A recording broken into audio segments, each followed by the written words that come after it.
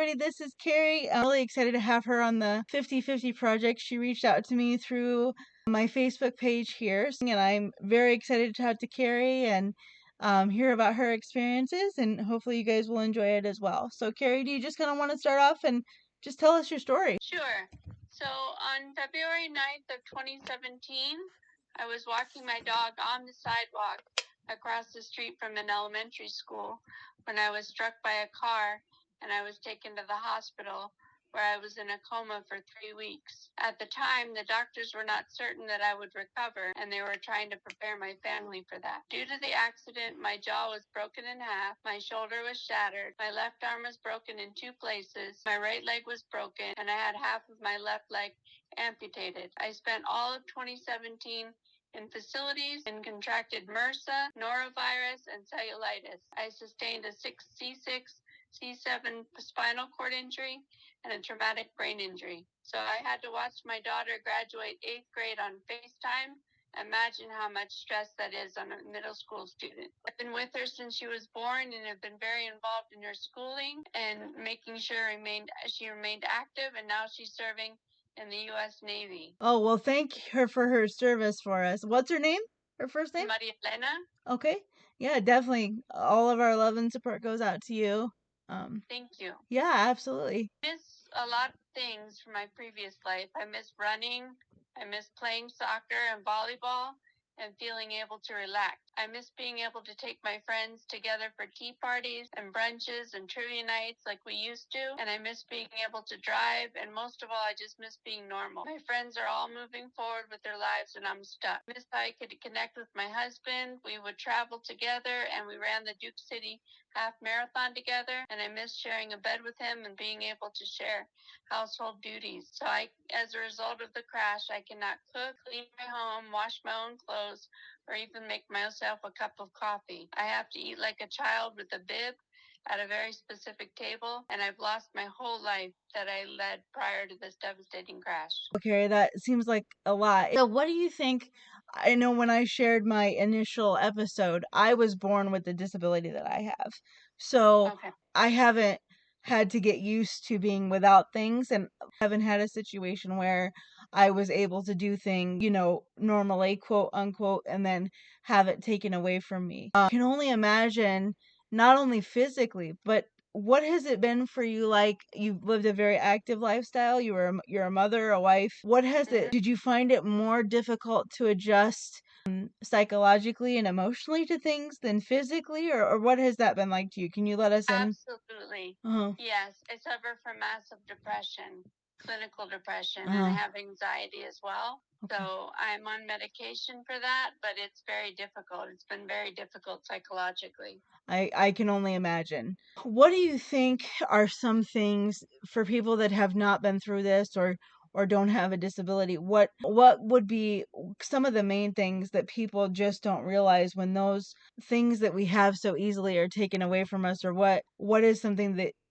you don't think, really just do not understand when something like this happens, what they don't see inside that's going on? Well, I feel like I'm pretty much hidden. So people don't talk to me. They talk to my caregiver or they talk to my husband Uh-huh. and they don't talk to me. So I feel disregarded. I feel invisible. And I can certainly, I think that's even your situation is different than mine. And that's really why I wanted to have you on, because specifically when you were listening to my first episode, I explained that I was born the way that I am and I have cerebral palsy.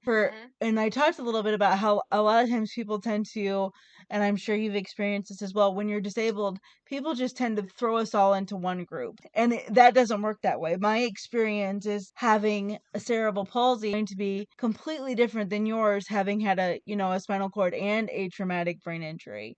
Yeah. But when you say spinal cord, can you explain to them what happened and how that was caused by the crash? So the spinal cord injury has made my hands contracted. I can't extend my fingers, and so I'm not able to do any work. I can't work on the computer. I can't do a lot of the things, technology that people are doing these days. I only have one finger that functions.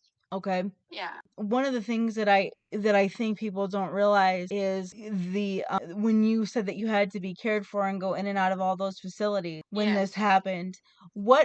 Explain to people, what do those facilities look like and what all did you go through when you were in there? So my first facility was Loveless, and I had MRSA when I was in Loveless. So anybody that came to visit had to gown down to be able to enter the room. Mm-hmm. And I had to be in my own secluded room, so it was very lonely. I didn't have anybody to talk to really, unless the staff was there. And I'm not able to eat by myself, so they had to feed me. It was very embarrassing. And then after that facility, I went to a different facility that was a skilled nursing facility. And it was basically a lot of older people. So I was like the youngest of the group. It was kind of like a senior citizen home. And a lot of people in that facility passed away while I was there. It was very scary. Well, I'm just so thankful that you're sharing all of this with us and the community.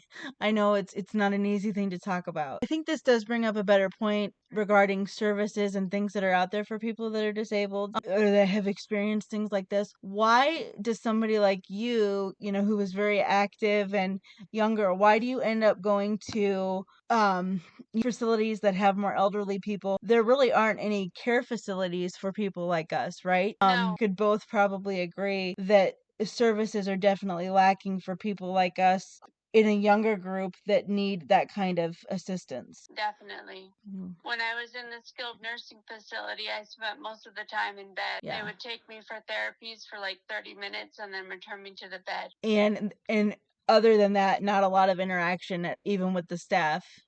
No. Okay. What are some things that you feel, because I know you and I have talked about this in our messages to each other. I talk about this lack of representation. And for me, I've been aware of that lack of representation my whole life because I was born that way. What does that lack of representation look like for you? And what are some things that you really want people to know that are listening to this, that they have no idea what it's like to be in this, especially for somebody like you who has, you know, had her independence, had all of these things, and then all of a sudden it's just taken away. What are some Yes. things, as a person who wasn't disabled prior and does have a disability now, what are some things that you maybe would have wished you had known just about the community itself or anything else? Wish that I had known about the disability community or the community in general. The disabled community, I'm sorry. I wish that I had known about how to qualify for services Mm. because I had to do all that through the hospital and things. I couldn't do it by myself. And explain to people a little bit about what that's like, because I know it's just almost impossible. Explain the hoops that you had to jump through and what all that entailed. So I had to go to the Social Security Administration to qualify for Social Security disability. And then my work, pretty much, I had to terminate my employment with my work, which really broke my heart because I loved work. I loved the stuff that I was doing. And I had to get on long-term disability through work. So those are my only sources of income right now, Social Security and income, disability income. Okay. You live in a different state than I do. Do you guys have, they would call privatization for services, or do you guys have more of is it more of a public system where you're on a waiting list? No, I have a caregiver that comes in during the week. My husband can work. Those are supported through state services, correct? Correct. Oh, Yeah. cool. How long did it take from the time you had your accident to the time that you were home? How long did it take you to get those services? Do you remember? When I came home, I had to wait for like 2 weeks to get services from an in-home care provider. Okay. But I'm with that provider. I'm with a different agency now.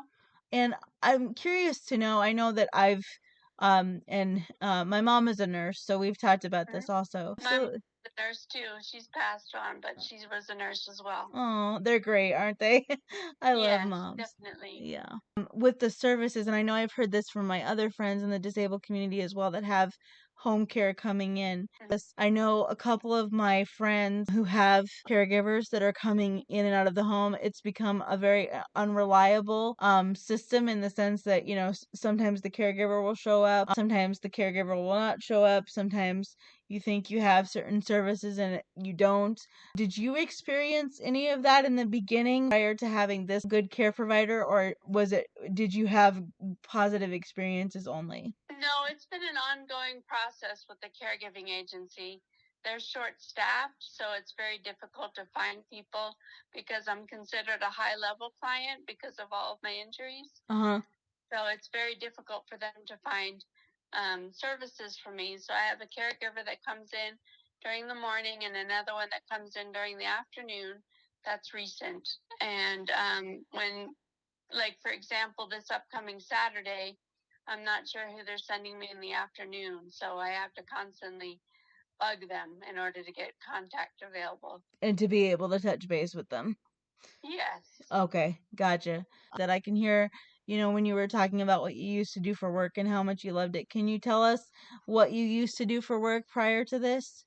Sure. I was a Hill Group contractor to the Indian Health Service. Mm-hmm. So I started off doing their diabetes prevention and healthy heart initiatives programs.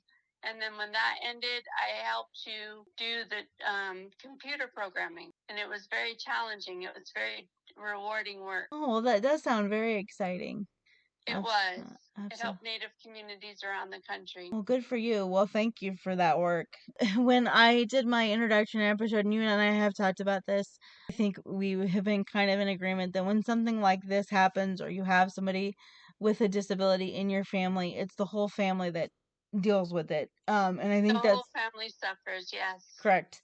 And I think that's something that a lot of people can tend to forget. They see the disabled person, or they see the person that was in the accident, and they think that's all it is when it's the entire family. Can you talk about a little bit about how your husband and your children have been affected by this and how their lives have changed as well? Yes, my daughter was not able to. I've not been able to be with my daughter since she was in the 8th grade. So it's been very hard, and she's gone through a lot of emotional things. And now that she's in the Navy, we don't really talk that much anymore. So I've lost that relationship, unfortunately. Are you and your husband in a house? Are you still in a facility right now? No, I'm at home. Oh. My husband is at home as well, but he has to work so much Uh-huh. because my income is so meager to supplement the income. It's very hard on your daughter that everything that happened then. Can you only imagine her being in the 8th grade and having to deal with her mom being in a coma and all those tubes coming out of my body when I was at the hospital, and she didn't know if I was going to wake up? Can you imagine? No, I can't. I can't believe that she had to go through that, poor baby. Yeah. Well, my heart and my prayers definitely go out to her for sure. Thank you. Absolutely. Talk to me a little bit about what about your husband? You said he has to work so much because to supplement the income. How has this been for him switching to that role of caregiver? He is exhausted, unfortunately. He's so spent emotionally, and it's very difficult because I can't help him with any of the household duties, and we can't share any intimacy or anything. And so it's just like having a child, you know what I mean? Right. Yeah. And then talk to me a little bit about the dynamic. I think it's interesting for me. I think being born with cerebral palsy and mine being a brain injury from the start, I always said that I kind of feel like I fell in between, in the sense that I wasn't undisabled enough to be over here, but I wasn't disabled enough to be over on the other side either. What has that done for your friendships and things like that? I know you talked a little bit about in the beginning how you'd have friends over for tea parties and things like that.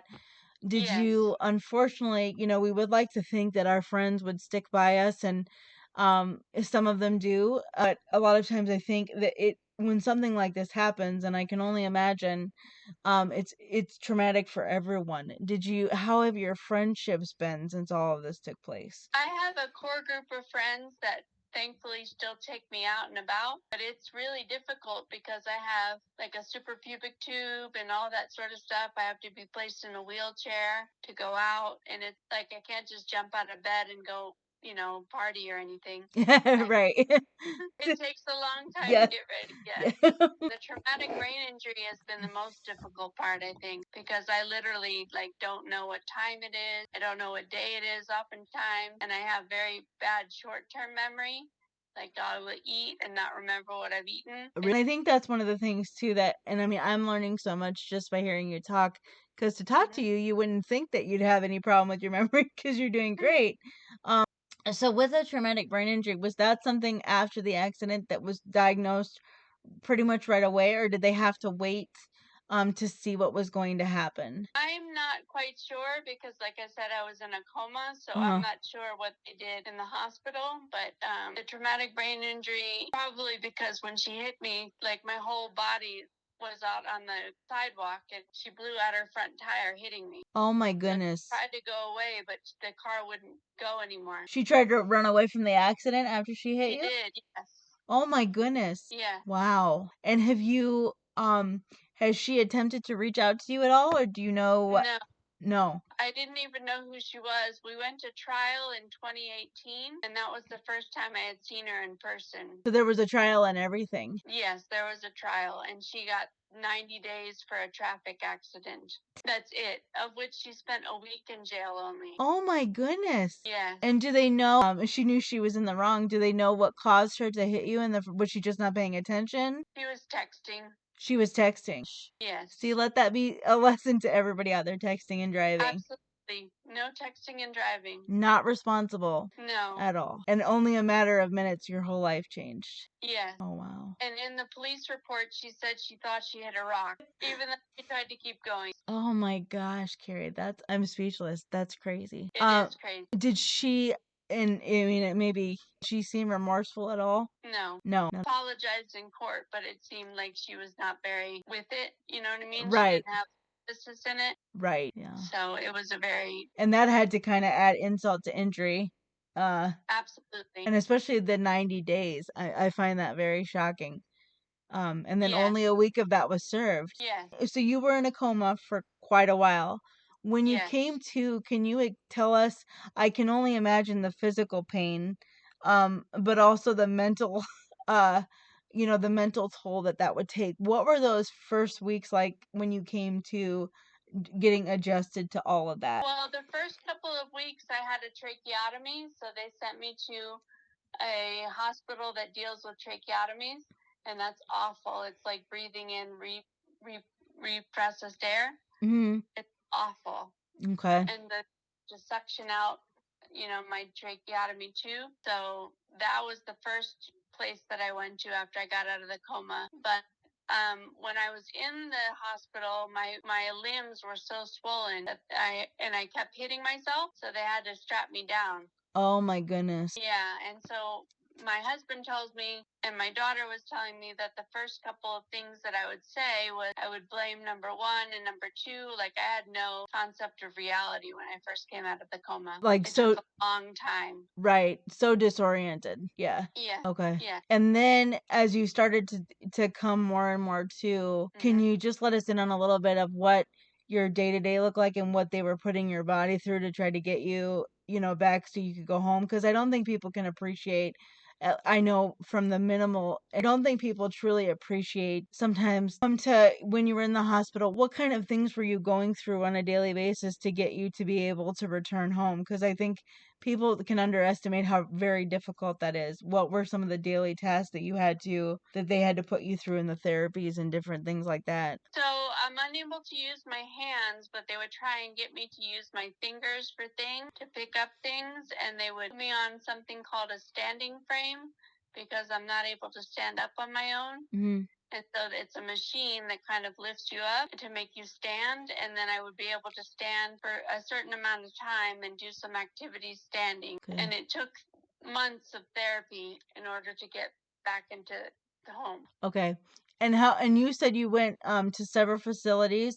How many facilities do you think you were at in total before returning home? Before returning home, I was at 4 different facilities. Or 5, sorry. Oh my goodness. Yeah. That's a lot. And what do you think what did you receive? And I know you said in the one, they would just basically get you out for therapies at 30 minutes and then put you back to bed. Yes. Do you think was that pretty much across the board? That was the minimum of care that you received, or were there any that actually went above and beyond, or were maybe below par in care? What did all of those look like for you? So the first medical facility that I went to after leaving the tracheotomy facility was called the Medical Resort. Mm-hmm. It's at Balloon Fiesta Park. Okay. And they were wonderful. I had a speech therapist. I had, because not for speaking, obviously, but because of memory.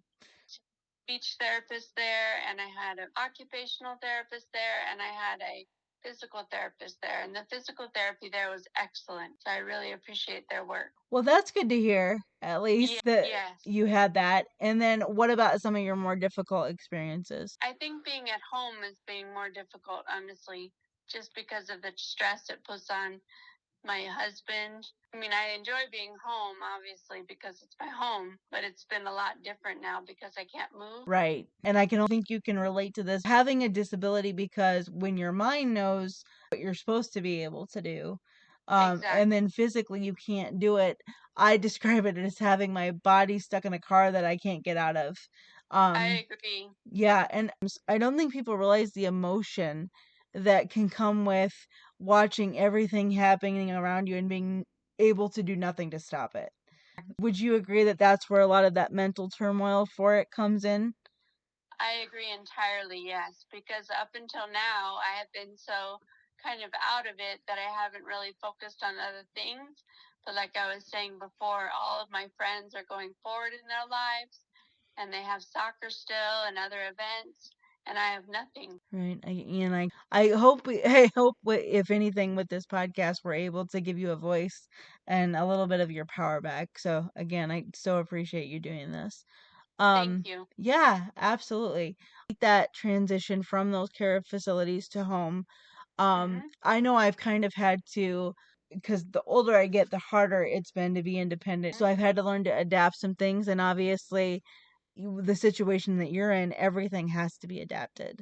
So what was it like, that transition going from those facilities to your home? Because I would imagine your home wasn't necessarily quote unquote accessible prior, correct? Well, unfortunately, it wasn't. But fortunately for me, my husband is a contractor. So they gave him 72 hours when I was going to be discharged from the medical resort. And he built a ramp for me. He raised the washer and dryer. Oh, wow. He's been able to do everything. He did the bathroom so it's accessible. He was able to do everything for me. He's amazing. He sounds amazing. Yeah.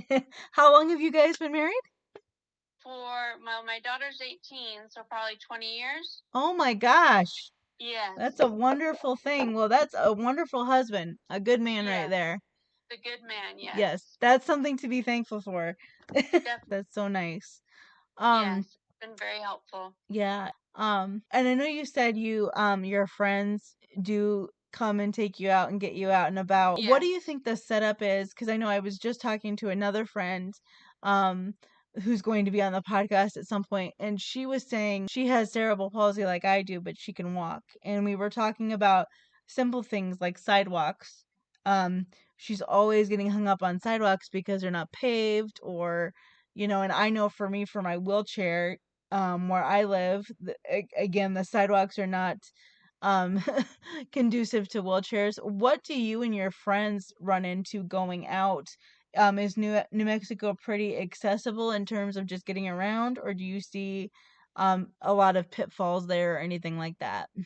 I see a ton of pitfalls, yes. But unfortunately for me, I'm on the ADA advisory board for Okay. the city of Albuquerque, so I can bring up those concerns. Well, that's really nice that you're on there. I'm glad. Yeah. And I think, talking about the ADA, and I think we've touched on this a little bit, and I talked a little bit about it on my first episode. A lot of times people that aren't disabled or don't have a friend or somebody in the community that they know, a lot of times people think, oh, like, I know one of my biggest things is I go in to use a handicap bathroom stall, and really all it is just a regular size stall with a bar, Yeah. because the ADA really hasn't been revised since it was put into place. And we're kind of taught, or at least my experiences, I won't speak for you, but my experience has been we're just taught, just so, since if anything's a little bit accessible, we should just be happy with what we have and not expect anything else. Whereas something accessible for me might not be accessible for you. Exactly. And we're not really seeing discussions around how how to make it accessible for everybody. What is your take on the ADA and things like that? Do you feel the same, or do you feel like it's getting better? Where do you feel like you're at? Well, I can give you one example. One time I went to go to what's called the Summer Fest here in Albuquerque, and it was in a park, and I went around and around to try and find parking, and there was none. So we couldn't participate in that event.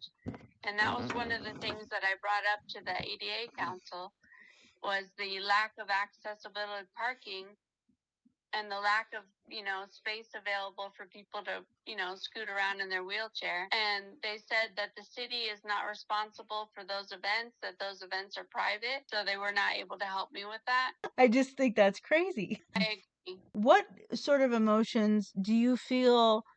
What kind of frustration or what kind of emotion do you feel when people just think, when you bring something like that up and then they tell you, because obviously you're trying to, do things and socialize even with your current situation, when you're trying to do those things and then people say things like that, or just dismiss you, how does that make you feel? It makes me feel awful. It makes me feel, like I said before, invisible. Like you're just not even there.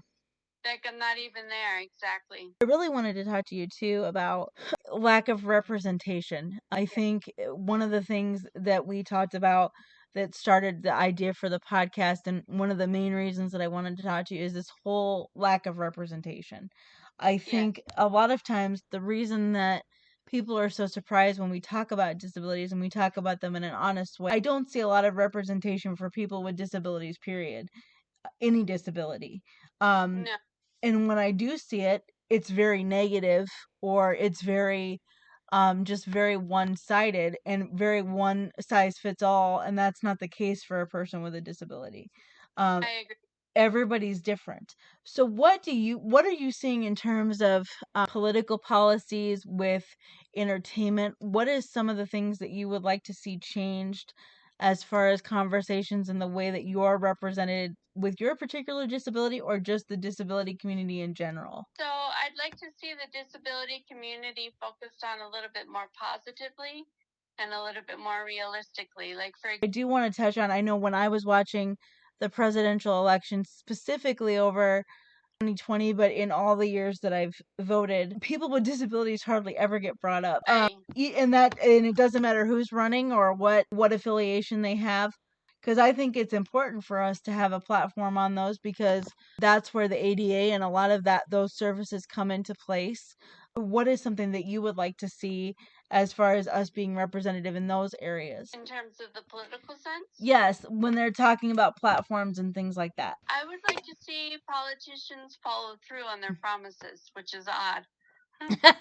Yes, what specific promises are you talking about with regards to your situation? I feel like in the state of New Mexico, there's not enough resources for us. Uh-huh. And so I would like to have more resources for disabled communities. And what specific resources, and I know it varies from state to state, what specific resources do you feel like New Mexico is lacking in for you? Well, caregiving for one, because obviously they always have a shortage everywhere. Right. For care, so that's definitely been struck off the. So you played soccer, is that correct? Yeah. And Yeah. and how long did you play soccer for? I played soccer ever since 2012. Oh wow. So when you I were moved doing here to New Mexico. Wow. I came here from Reno, Nevada. Okay. The profession that you were in, has that been your profession your entire life, or did that change when you came to New Mexico? It changed when I came to New Mexico, because when I was in Reno, I was working in more of a social services capacity. So I was working at a family resource center that would connect families with resources that were available in the community. So I've seen it from the other side. It's weird. So now you had to go from helping other people and then having to do it for yourself. Exactly. Yeah. Kerry, I can't thank you enough. You were really excited to come on here and share your story. Yes. And I'm so glad that you did. Why did you want to do this? What was your goal for coming on here? What do you really want everybody out there to know that isn't in the disabled community, that's hopefully listening to this? How can I help you with this platform? What do you hope people take away from this when they listen?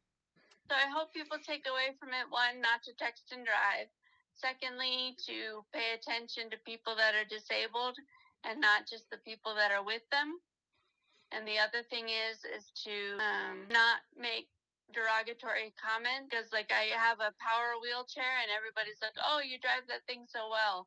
And it really irritates me when they say that. Like, I'm in here for a reason. It's not because I want. So they make crazy comments. People constantly ask me if I want to race. Oh yeah. And I'm like, no. I get that a lot too. So if I'm you're not happy to be in this chair and I don't want to race in it. right, exactly. Or one I've gotten is if am holding a pop can and somebody sees me, they'll be like, "Uh-oh, drinking and driving," and I don't find that funny either. But I have to use pretty much it's almost like a glorified sippy cup in order to drink. Mhm. And that's the other thing I don't think people realize is with you having had your accident so long ago and me being in this my entire life, we've heard pretty much every bad joke that you possibly can come up with. I agree. So it isn't necessary. I agree. And also it's uncomfortable for me when I'm out and about and there's children. Yes. Like they stare. And the parents are like, just move along, just move along. But it's fine if they stare. It's something that they haven't seen before.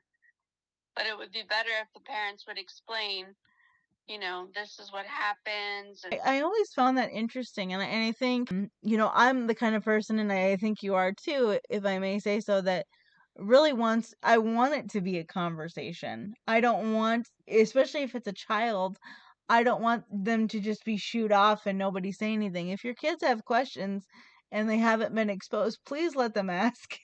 Exactly. Because it just makes it more obvious. If they could express their curiosity instead of just stare. Right. And obviously it was something they had not seen before. Yes. And the parent, instead of saying, well, like, let's go talk to her, was almost like wrapping herself around her child and protecting them as if it was something to fear. And that really hurt me because as if it's something contagious. Right. I'm like, you can't catch it, and I don't want your child to be scared because they're going to have to interact with somebody at some point. I agree. And I'm here to answer like I don't do rude comments, and I don't do things like that, but I'm more than willing to answer questions, and it sounds like you are too.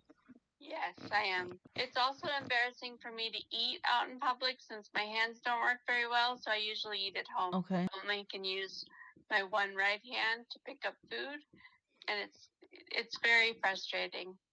I'm sure, Kerry. I can't imagine and don't understand more so than physically, mentally. This had to have been has been a very hard journey for you. It still is, yes. Yes, absolutely. Every day, right? Every day is a fight. Yes. Every day is a fight, yes. Absolutely. What in terms of as far as your mental health, you mentioned you do suffer from depression. Were you able to get resources and help for that, or has that been slow to come as well? That's been very slow to come as well.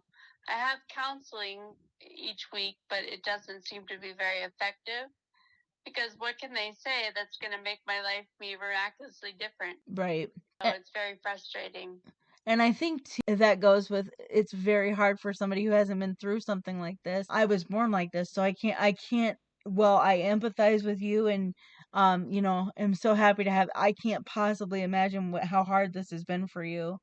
Is it difficult to just go talk to somebody that has no idea what you're upset about really and is just trying to cover it up? It's very difficult because there's nothing they can do. So I can complain as much as I want to complain, but there's nothing that they can do to help.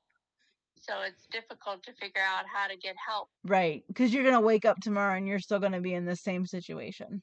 Exactly, yes. And there's there's no medication, there's nothing they can do to stop it.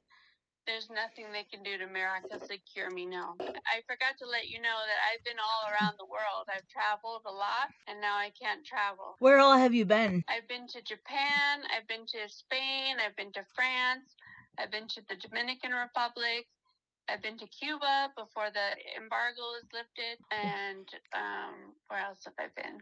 China, Japan. I've been all over. Wow. And I I did an internship for the State Department in Barbados. That was lovely. That sounds lovely. Yeah. Nice. So I've been all over, and that's also very disheartening, knowing that I won't be able to travel anymore. I'm sure, especially to some of those beautiful places. What do you think? So do you think it's hard for you to talk about your life prior to the accident, or do you enjoy reminiscing about those things? What is that like for you? I reminisce about it every day. That helps you. It frustrates me, but at the same time, I think it's helpful. Right. When you look back on your travels, what is the place that sticks out the most in your mind that when you think about it, I give anything to go back there? I think Cuba. I like the food, I like the people, the music, and the Dominican as well. Wow. I like the Caribbean culture. Yeah, that sounds wonderful. Yeah. That's another thing that we can talk about too. Traveling when you're disabled is not not an easy feat. No, not. I At had all. to be transferred from my regular wheelchair to a aisle chair and be pushed down the aisle and have everybody like bang into me. And I have my right foot kind of does what it wants to do, and it would stick out, and they would run over it with the beverage cart and things. So it was very uncomfortable. Yeah, I can definitely relate to you on that level. I know and if for people that have never done it, the aisle chair, I don't even know how to begin to explain. It is literally like a slab It is. that they put you in and they strap you down. And think one of the experiences that I had, since we're sharing, I think it's only fair if you're going to share about yours, that I reveal something about myself as well. I had an experience a couple years ago. I was going to visit a very good friend, my best friend, one of my best friends in Florida where she lived. And they couldn't get me on the aisle chair first of all, and they dropped me. Oh my. And same thing that you said, people were staring, Yeah. making comments, and thankfully, and it was just I could get choked up talking about it because it was so embarrassing. But It's embarrassing. they get me in the aisle chair, Carrie, and then they get me, so they finally get me down, and just like you said, no care at all to physically what it's doing to me. They're just shoving me down. And that's another big thing that I want to bring up here that brings up a good point. These aisles on these airplanes really need to take a look at adjusting things because they are just getting smaller, and not just for people with disabilities. It's getting hard for everybody to move around in those. Entirely, yes. Yeah. And so anyway, so I fell out, and I fell out of the uh I fell out of the aisle chair once. They put me in it, back in it, and by now, I'm really upset because everybody's seen, you know. Staring. Yes. Yes, so I'm already upset. Well, then they start to get me through the aisle, and it gets stuck. And they can't get me out of it. And instead of realizing it probably has something to do with the people operating the wheelchair, or the aisle chair, excuse me, the one the one attendant says, "I don't think we're going to be able to fit her through here." Yeah. And I was just completely mortified. Yes. And and I will admit, for those of you that haven't seen me, I am a bigger girl, but I am not that big. and and the fact that they said it out loud, and thank goodness, there was one, and I don't know her name, will love her till the day I die, was just like, "You are absolutely getting her in her seat because she paid for a ticket." Exactly. And this wonderful woman who was just sitting there watching, she's just like, "You guys can get her in that seat. There's plenty of other people that have, difficulties as well that are sitting on here." So I do want to say, and I think you would agree as well, to those people that come to our aid like that, there's a lot of negative experiences, but I've also had some, they're unfortunately, but I've had some really wonderful experiences as well. I agree. Definitely, Angel. And do you have a time that sticks out to you where somebody did that for you? I had connected with a lady who had helped me very much with my medical bills, so I think she's been an angel to me because I had a lot of medical bills, obviously, and she was able to do an audit of them and see which ones I needed to pay and which ones I could disregard. So that was very, very helpful. Well, yay for that person. That's Yeah. So you mentioned your daughter, you mentioned your husband. Carrie, can I ask, do you have any siblings or? I do. Okay, and sister, and she lives in Mazatlan, and I have a brother who lives in Phoenix. Wow. And what is, Yeah. do you have a relationship with them or? With the accident, a lot of things have changed. So I have a relationship still, but it's not as close as I would like it to be. Sure. Yeah.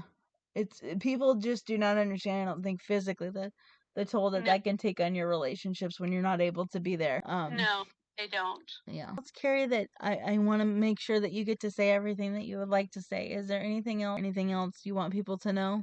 Sure. One other thing that was taken away from me because of this crash was that I used to be on the board of directors of a reading agency. Wow. And I'm not able to be on the board of directors anymore. I tutor for them though. Okay.